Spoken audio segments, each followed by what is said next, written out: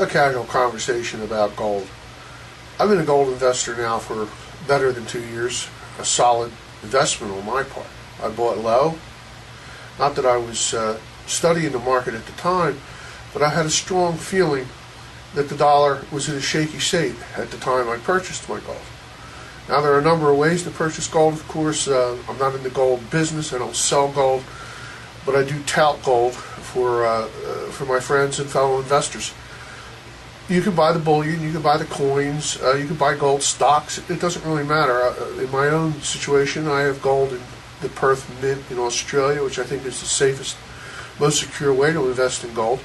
Let's face it, nobody can put a gun in your ribs and say, give me your gold, or take you to the bank and get it out of your safe deposit box, as could happen in a worst case scenario with the government seizing gold, as it did back in the 40s.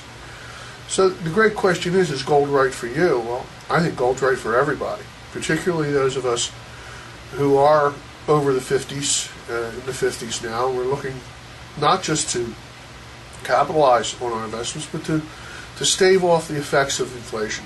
And let's face it, as long as the printing press is running in Washington, there's going to be inflation. And it's coming. There's no doubt in my mind that we are going to be facing some mighty serious inflation.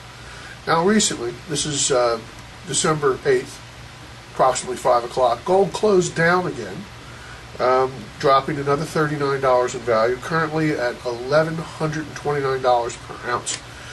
That's still a pretty significant increase over the last 6 months, of course. Now, is it a buy sign?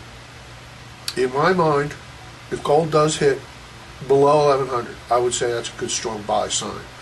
I believe we will see gold back over 1,200 soon.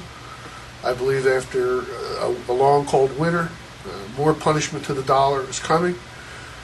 Oil prices will probably not get out of control. I believe oil will stay within a tolerable range this winter. But we will see a great run on the dollar eventually, more than likely sometime late this winter, February, perhaps, maybe early March.